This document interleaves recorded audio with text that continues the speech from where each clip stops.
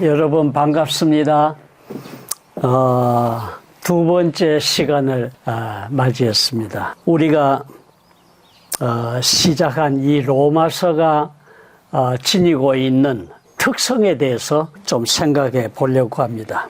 여러분이 아시는 바대로 사도 바울은 로마에 굉장히 가고 싶어 했습니다. 근데 상황이 자꾸 꼬여서 가기가 여의치 않게 되었어요. 그래서 그곳에 있는 성도들에게 꼭 전해주고 싶은 메시지가 있었는데 그것을 직접 가서 가르치고 전해줄 수 없기 때문에 이 복음의 진리 체계를 아주 정확하게 논리적으로 기록해서 보내야 되겠다는 마음을 먹었고, 그렇게 기록해서 보낸 것이 오늘 우리가 공부하고 있는 이 로마서 서신인 것입니다. 우리가 지난 시간에도 잠깐 언급했습니다마는 이 로마서에는 사람이 어떻게 하나님 앞에서 의롭게 설 수 있는가, 또 하나님께서는 죄인을 어떻게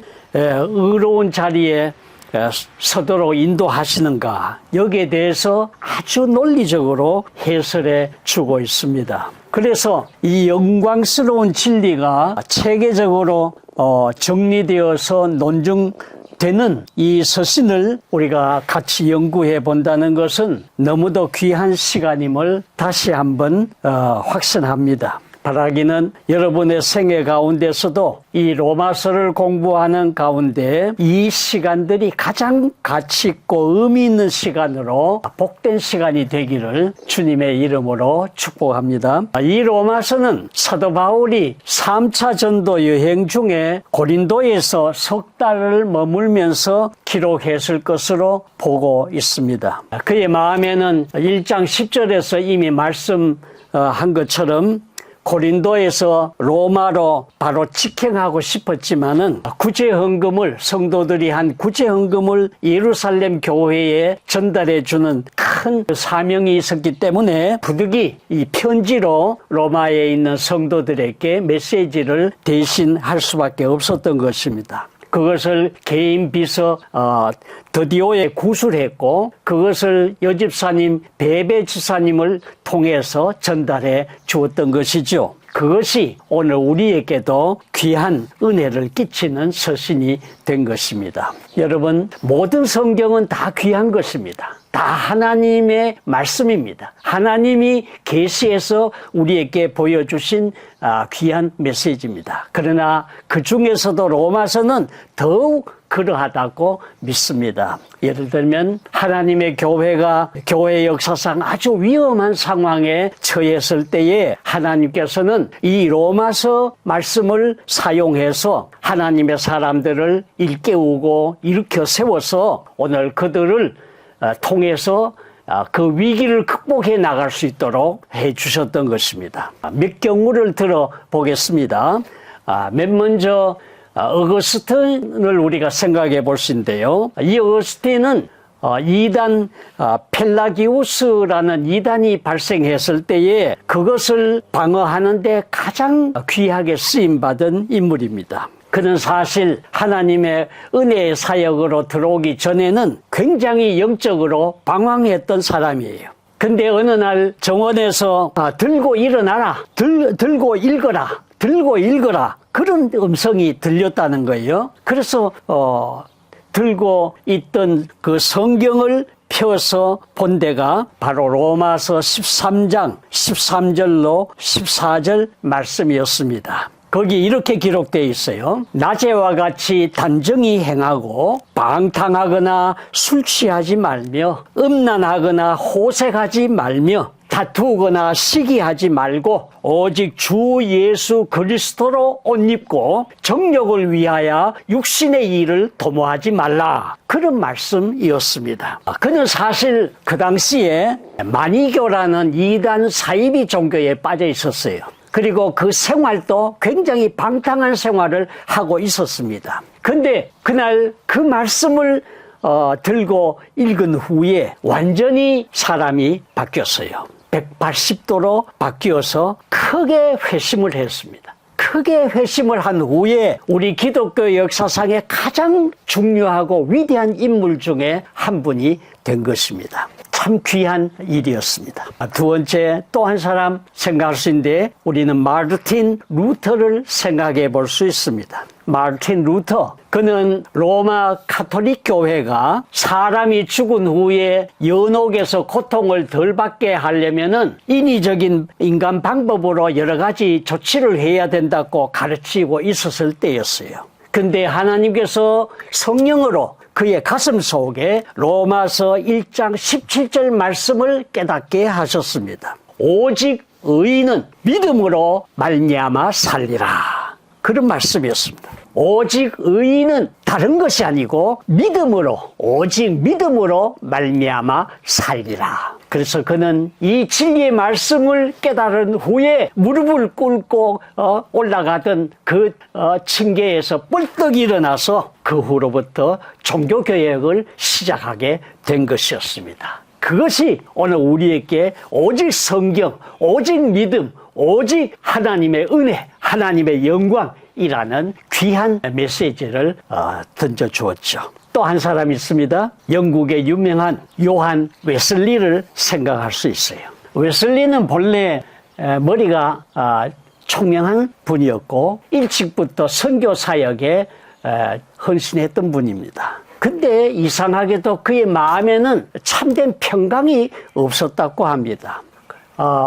구원에 대한 확신이든지 죽음에 대한 두려움을 극복하지 못하고 산 것이죠. 근데 어느 날 런던의 한 작은 집회에 참석하게 됐다고 합니다. 근데 거기에서 어떤 사람이 루터의 로마서 주석 서문을 읽는 것을 들었대요. 근데 그 로마서 서문을, 주석 서문을 읽는 것을 듣는 때에 그의 가슴이 뜨거워지기 시작했답니다. 그래서 그는 큰 변화가 속에서 생겨났고 그 후 그의 사역은 보통 말하기를 영국이 바로 프랑스와 같은 유혈혁명을 겪지 않고 구원받았다, 건짐을 받았다 할 정도로 그런 평가를 받을 정도로 위대한 사역을 해낸 것입니다. 이것이 로마서가 사람들을 일깨워서 이룬 역사적인 평가들입니다. 이외에도 존 칼빈이든지 존 바년이든지 많은 하나님의 사람들이 이 로마서를 통해서 은혜와 진리를 깨닫고 일어섰고 하나님의 큰 일들을 도모해냈던 것을 우리는 알고 있습니다. 여러분, 사실 이 로마서를 기록했는 사도 바울도 하나님께서 자신의 나라를 위해서 준비시킨 인물이죠. 그는 본래 열심으로 하나님의 교회를 핍박했던 사람이었고 그리스 헬라 철학 그리고 그 문화에 정통했던 사람이고 또 가말리엘 최고 학부에서 율법 수업을 받았던 정통 바리새파 출신 사람이었습니다. 그런데 그가 다마스커스 도상에서 주님의 부르심을 특별하게 받았죠. 그리고 그 부르심에 따라 하나님의 나라의 복음 전도자로 전환되었습니다. 물론 하나님이 이 사도를 부르신 목적은 사람들은 첫째는 성경을 기록하기 위해서였다고 말들 합니다. 그러나 그 다음 아주 중요한 요소가 있습니다. 다시 말하면은 유대인의 담과 이방인의 담 사이에 가로막히는 그 두껍고 무서운 담벽을 뚫는 일에 이 사도 바울이 쓰임받았다는 것입니다. 그래서 이방인 사도가 됐다고 스스로도 그렇게 말했죠. 만약 이런 바울이 아니었더라면은 이방인과 유대인 사이에 가로막혀 있는 그 강한 벽을 쉽게 뚫을 수 있었을까 생각할 수밖에 없어요. 하나님께서 바로 이런 사람을 사용해서 그 일들 작업을 하신 것입니다. 그가 부활하신 주님을 만난 이후에 우리 기독교 역사상의 가장 귀중한 인물로 사용된 것을 우리는 알게 되는 것입니다. 사랑하는 여러분, 이 로마서가 가진 이런 특성을 우리가 이해하고 공부할 때에 우리는 신앙의 높은 단계로 이끌림을 받을 수 있고 거룩한 믿음의 체계를 확립할 수 있고 하나님의 영광을 위해서 자신을 드릴 수 있는 은혜가 나타나는 것을 확신합니다. 오늘 그런데 교회 안에는 이런 기독교의 영광스러운 진리 체계를 잘 깨닫지를 못하고 신앙생활이 아주 힘없이 지나가는 사람들이 많이 있는 것을 볼 수가 있습니다. 이런 분들은 그 영이 무장이 안 되어 있기 때문에 사탄의 책략을 알지 못하고 시험에 자주 빠지고 허둥대는 모습들을 우리가 볼 수 있습니다. 그로 인해서 시험들을 돌파할 능력이 없기 때문에 참으로 안타까운 신앙생활 현장을 경험하는 것을 우리는 목도합니다. 오늘 이런 분들이 이 로마서를 잘 공부해서 정확하고 분명한 하나님의 말씀의 그 믿음의 체계를 발견할 수만 있다면은 반드시 신앙의 승리가 확보될 것이고 하나님 나라의 거룩한 영광의 도구로 쓰임받을 수 있을 줄 저는 확신합니다. 바라기는 여러분들이 이 로마서가 주는 참된 진리 지식과 영원한 은혜의 체계를 그 속에서 발견할 수 있고 해답을 얻을 수 있기를 바랍니다. 그래서 영적으로 믿음이 회복되어지고 건강한 신앙 체력을 확립해서 우리 하나님의 영광을 위한 도구로 쓰임받는 생애와 세월이 될 수 있기를 진심으로 소망합니다. 사실 바울이 이 로마서를 쓴 지 10년이 못 되어서 로마 네로 황제의 핍박이 시작되었습니다. 그때의 성도들이 원형극장에 끌려나갔고 사자밥이 되어지고 화형에 처해지고 그런 죽음을 당했습니다. 그러나 감사하게도 그들의 믿음이 변절되지 않았습니다. 더 강하게 힘있게 주님을 증거하면서 나아갔습니다. 그 아무도 비굴하게 목숨을 구걸하지 않았고 처절한 그 박해 속에서도 그들의 목숨을 걸고 생명의 진리를 사수해냈습니다. 여러분, 그것이 무엇이겠습니까? 그들이 바로 제가 믿기로는 이 사도 바울이 써보내는 로마서를 통해서 우리 주님 예수님을 바로 알았고 그로 말미암아 로마 황제가 주님이 아니고 나사렛 예수가 바로 우리의 주님이신 것을 깨달았기 때문인 줄 압니다. 영원한 영광의 주님이 나사렛 예수 그리스도를 통해서 오늘 나타내신 것을 그들이 알았기 때문에 그런 믿음을 불굴의 신앙을 끝까지 견지하고 하나님 앞에 영광을 돌린 은혜가 있은 줄 믿습니다. 누가 우리를 그리스도 예수 안에 있는 하나님의 사랑에서 끊으리요?